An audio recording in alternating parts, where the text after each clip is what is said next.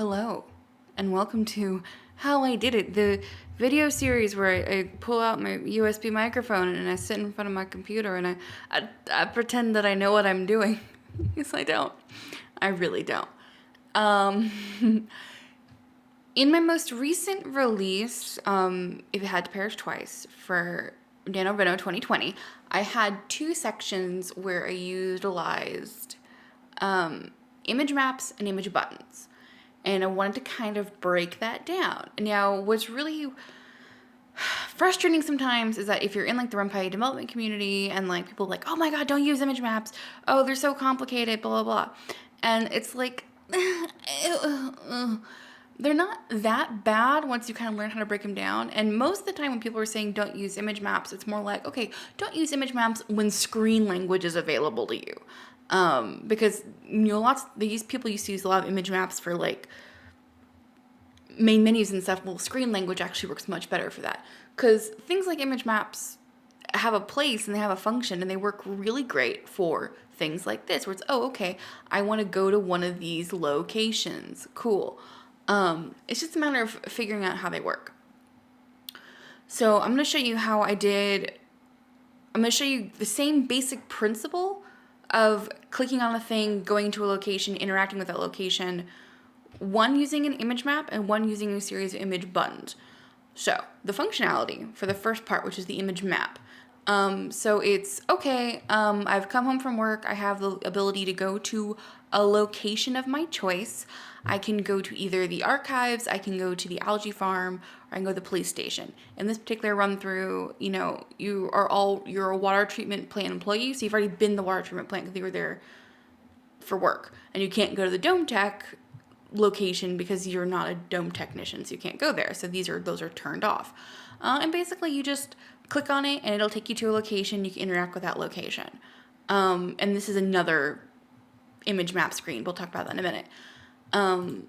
So we'll use the police as an example. Okay, go to the police station. You can do stuff there. Interact with Jorge, the police officer. And that was super loud, and I apologize. What do you need? I forgot that voice acting was still on. Let me just turn that off for now. Even though they're amazing. It's going to distract us. So what does this look like?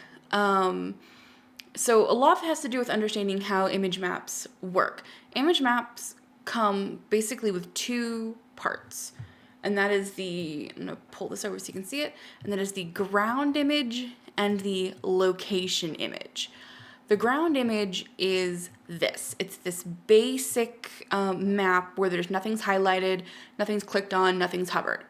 The hover image is the image that appears when you hover over a location. So you can see, oh, okay, I hover over the algae farm and the little dotted line shows up, and you can see, okay, here's that dotted line. And I just now noticed a really awkward little bit of strangeness there. Oopsies, if I ever do an update, I'll fix that. So what's happening is every time you're hovering over an area, hovering over the hotspot, the hover image sort of overlays, but only in the section where you've designated the hotspot as being a hoverable location, if that makes sense.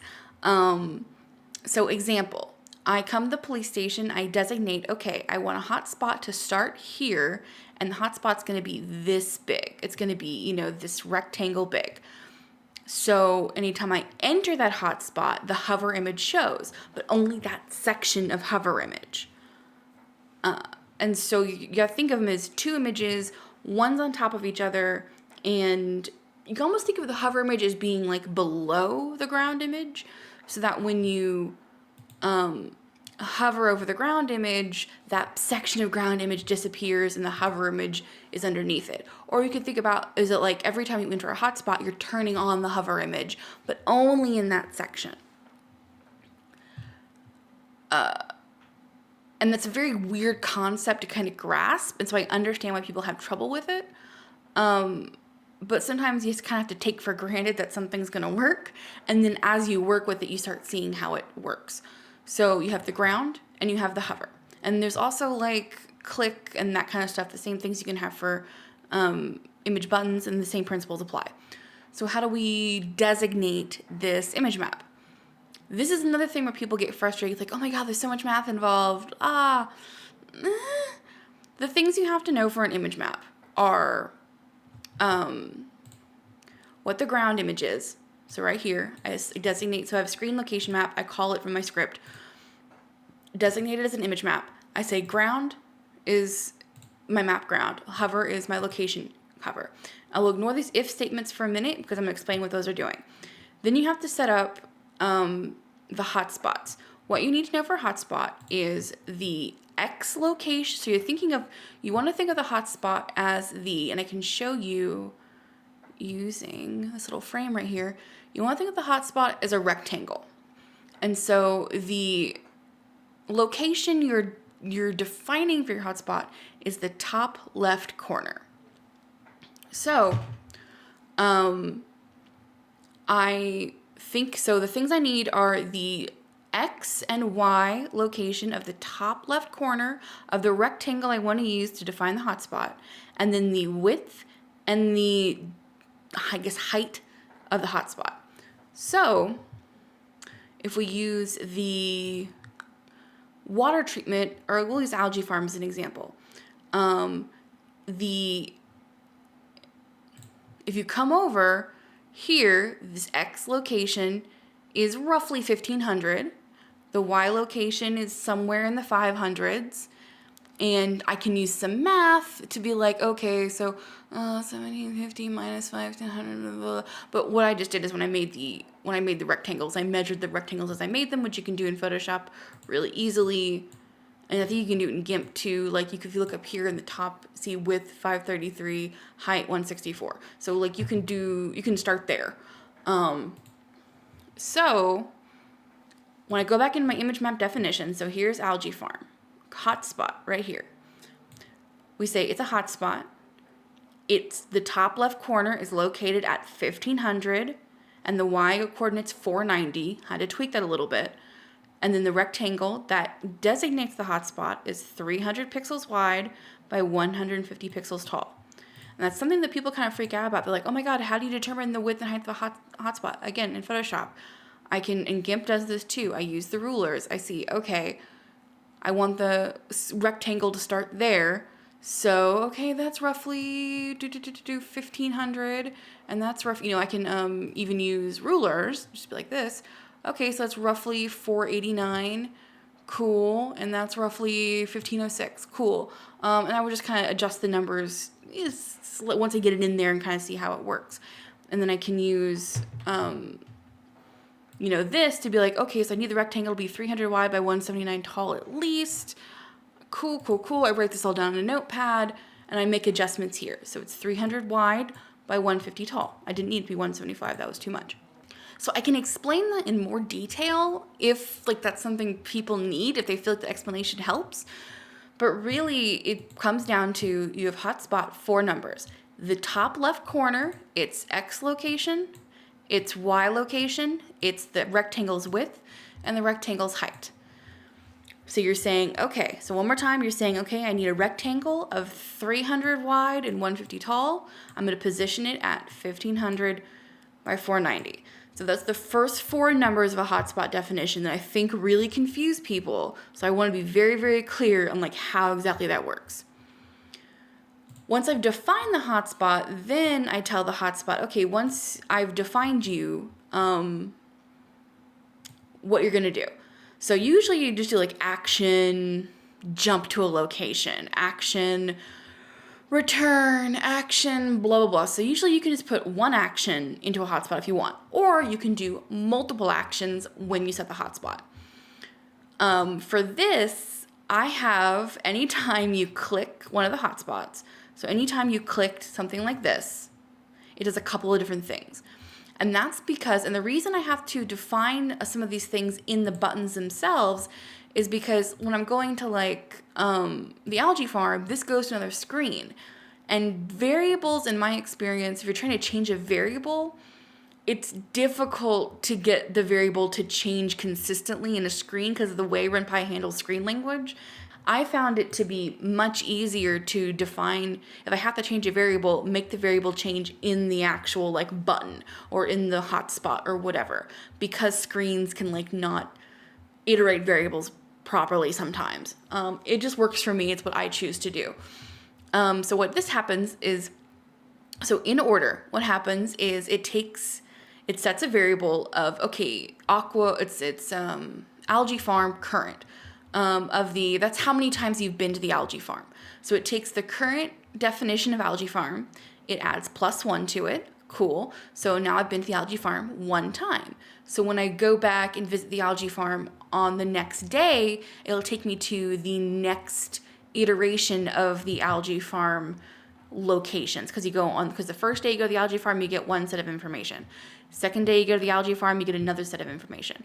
It's not that, on day 1 you get day 1 information. It's every time you go, you get more information, so the variable goes up each time. So it takes the current algae farm variable, adds 1, so that the next time you go, you get the next set of information. It takes the algae farm visited, makes it true, so that way you can't come back to the algae farm if you so choose.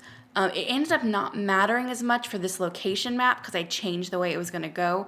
I initially had it where it was like, you could go to multiple locations, and decided to, no, you can only go to 1 location a day, but you will see it with the police, and I can show you that in a minute.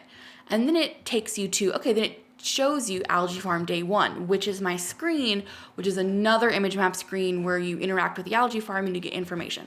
And you have to do these in order, this particular order, or things get weird. Your shows and your hides and your jumps all have to be the exact last thing in the string of actions, or it doesn't work. So the way this is set up, every time you click on the algae farm button, it says, okay, you've been to the algae farm.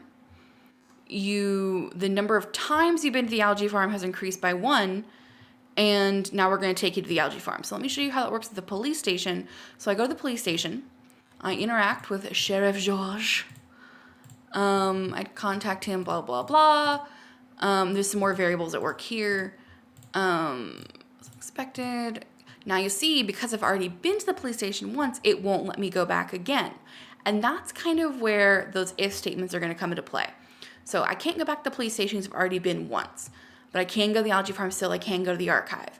Now once I go to those places, it'll kick me out to the next step of the game. But that's what these if statements were for. So you'll notice if police visited is false, then the hotspot is available.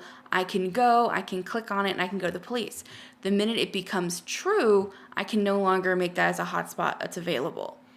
So once I go to a location, the hotspot turns off, and that's what these if WT visited false is. So if I haven't been to the water treatment plant yet, the hotspots are on.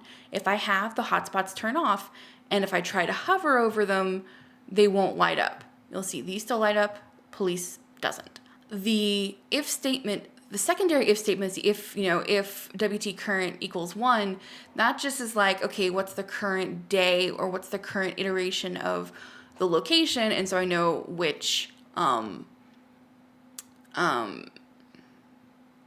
screen to display, like which set of screens to display. And I could have done this where it was like, I could have taken out this if statement here and probably put it in the action, like put it down here. It's like, if WT current is 1, go WT day 1, or else if WT current equals 2, go to WT day 2. This was easier for me to parse. So I would much rather just define the hotspot 3 times and just whatever hotspot they pick is what they'll pick.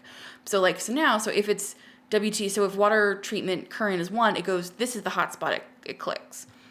If water treatment current was 2, this would be the hotspot. Now in theory, what I could do then is actually change where the hotspot is located based off this variable if I so choose. So it is something you can do. You'd have to make sure the art works for that.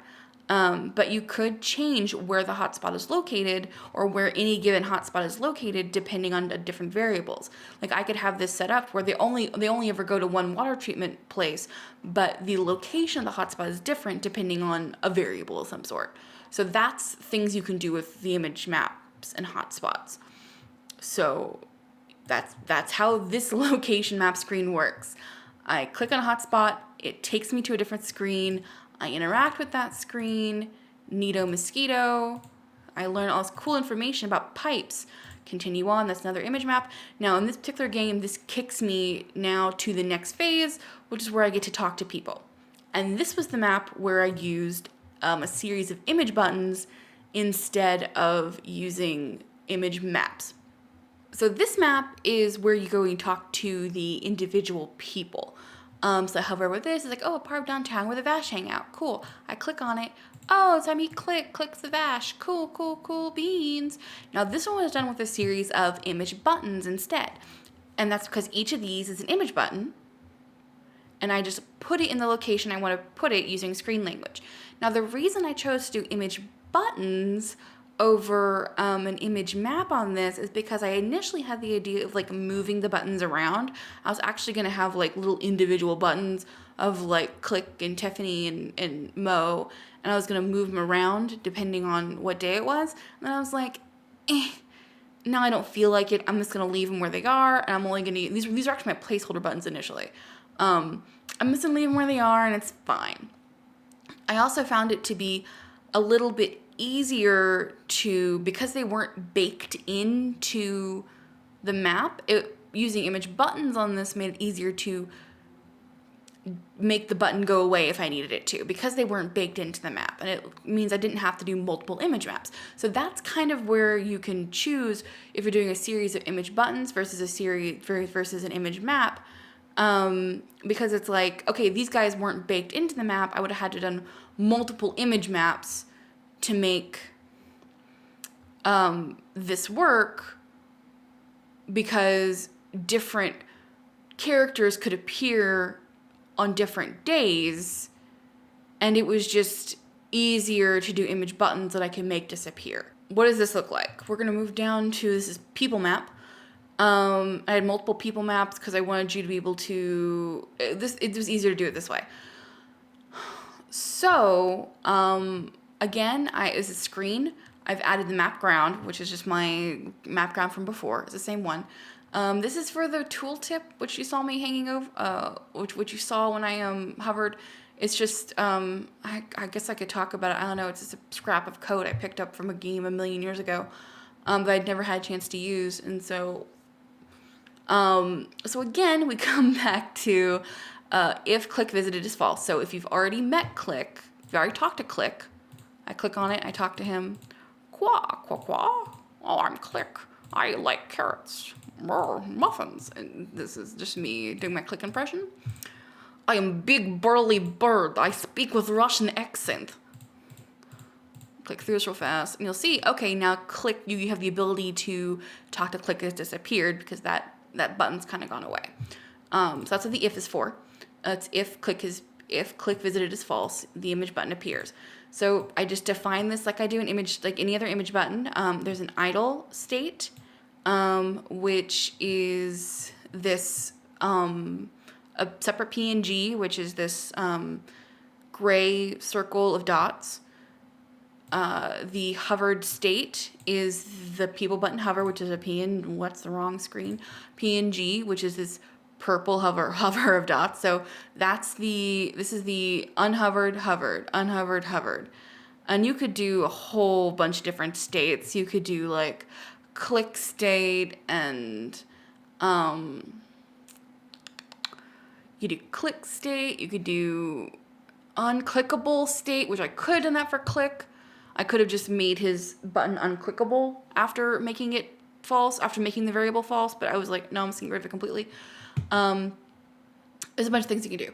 And then the X button, the X position, Y position is just the X position, the Y position. So it was here. So like X position, Y position. Again, I just used Photoshop to figure out what the variables would need to be, what the numbers would need to be there.